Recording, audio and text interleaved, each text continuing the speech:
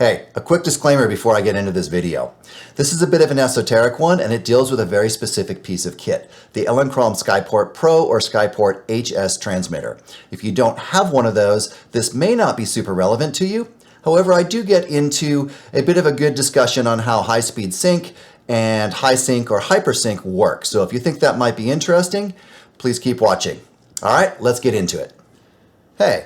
So a while ago I mentioned that I'd figured out that I could use my Godox flashes with the Elinchrom Skyport Pro Transmitter at sync speeds faster than 1/250th of a second. And I actually made a video discussing it a few months back. However, when I watched it, I realized that it was great if you already understood how Elinchrom's high sync worked, but if you didn't understand that, then the whole video didn't really make any sense.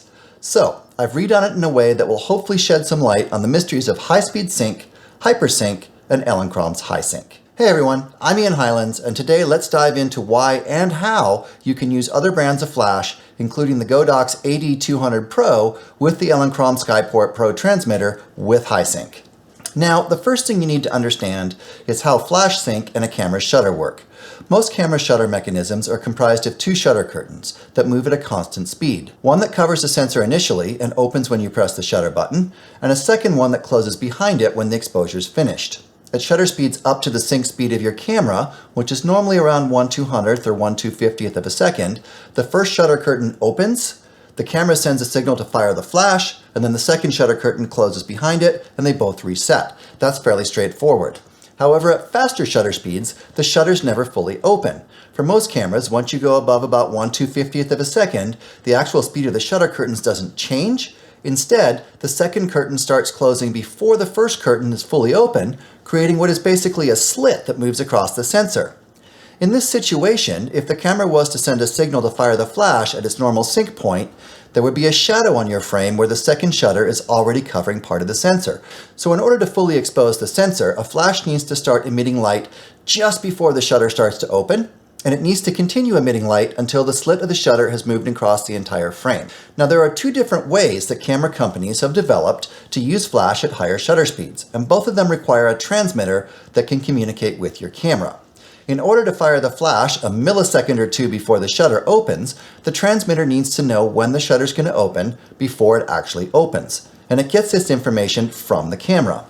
Unfortunately, every camera company uses a different flash TTL pin setup and language, so regardless of who makes your transmitter, you need one that is specific to your brand of camera. Sony cameras need a Sony transmitter to talk to each other, Nikon cameras need a Nikon transmitter, etc. Now the first version of high-speed sync was simply called high-speed sync, or that's what Canon called it when they introduced it. Nikon called their version Auto FP high-speed sync. Nowadays, everyone just refers to it as high-speed sync, and you'll often see it written as HSS. It uses a series of rapid flash pulses to create a longer, more even light that covers the entire exposure, similar to old-school FP or flat peak flash bulbs way back in the day. Yes, high-speed sync existed long before modern digital cameras and xenon flashes. Because the transmitter needs to tell the flash to fire a very specific number of pulses at a specific speed and time, the flash generally needs to be the same brand as the transmitter so they can communicate with each other.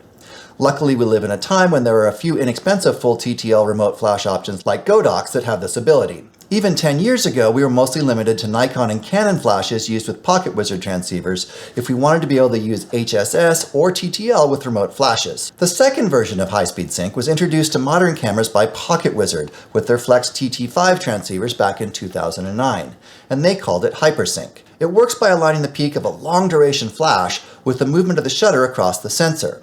Elinchrom's high sync works the same way as Pocket Wizard HyperSync. It works best with a long flash duration, and Elinchrom created the HS head just for it. The transmitter triggers the flash just before the shutter opens, and the flash outputs light for the entire time it takes for the shutter to cross the sensor, exposing the whole image.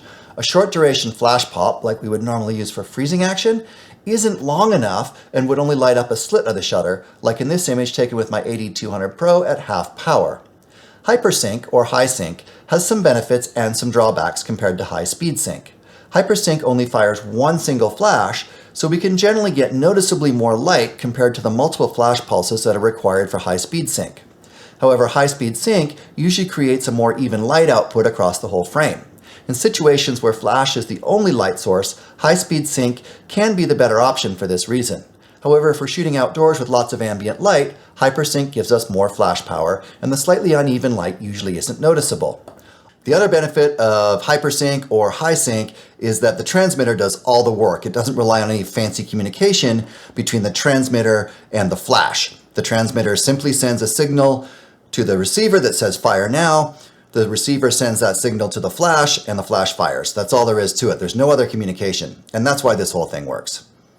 Now the Godox AD200 Pro, this guy, at full power, has a fairly slow flash duration of around 1/220th of a second. So I figured that if I could get it to trigger at the same time as my ELB 400, it should light up the entire frame fairly well.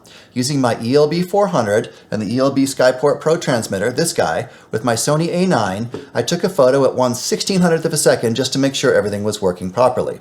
Then I connected the Skyport receiver, this guy, to the AD200 Pro with a 3.5mm sync cable. Now, if you haven't used the sync cable port on the AD200 Pro and you're wondering where it is, it's right here under this rubber cover. I set the AD200 Pro to full power, aimed it at the wall in front of me, turned on the Skyport receiver, and took a photo. It worked, although I did have to adjust the timing with the ODS feature.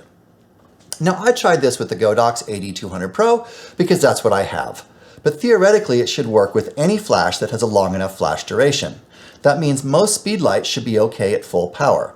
In the past, I used a very similar technique to get great results with my Nikon and Quantum flashes using PocketWizard Multimaxes to trigger them. This is before I switched to Sony. This image of Kurt Voorhees was shot that way back in 2009. There's a link to a blog posted about it down below if you're interested. Keep in mind that you need to use full power on most flashes, and this only works with the Elinchrom Skyport Pro Transmitter. And you'll need a receiver as well. If you end up with a black shadow at the top or bottom of your image like I did on my first shot, that's the shutter, and you can usually fix it with the ODS feature of the Skyport Pro. ODS, or overdrive sync, is a setting that allows us to adjust the flash sync timing forwards or backwards in milliseconds to fix exactly this kind of issue. To adjust it, go into Settings, then scroll down until you get to ODS. Press the center button and then use the scroll wheel to adjust the offset amount. Elinchrom recommends starting at a setting of 2 to 2.5 milliseconds. I ended up at 2.7. Once you've chosen an amount, you need to exit the setup for it to take effect. Adjusting ODS is a bit of trial and error, but it can really improve your results with HySync. Now, HySync isn't as efficient as normal flash sync because it only uses a part of the light that's output by the flash. But if you find that your flash is still too bright at full power, you can move it further away from your subject, or you can use an ND filter to reduce the light output. I use the MagMod filters for my AD200 Pros because they're really easy to use, and they make this 3-stop ND filter. It's a little bit much most of the time, but you can also use any other kind of modifier that lowers the light output, like a softbox. Or you can do what I used to do with my Nikon flashes, which is just turn them slightly away from my subject and just use the feathered edge light of the flash. I can't really think of a reason that you'd want to use the Skyport Pro Transmitter to trigger another brand of flash all on its own, but being able to shoot with my Elinchrom ELB 400 in HySync and use another manufacturer's flashes with it opens up a whole bunch of possibilities, especially as Elinchrom doesn't make any flashes smaller than the ELB 400, which has now been replaced with the ELB 500, actually a couple years ago. If you found this video helpful, please hit the like button so I know about it, and subscribe to my channel if you like what I'm doing. Also, if you have any questions for me, please put them in the comments down below. I'll do my best to answer them. Thanks. Have an awesome day. Cheers.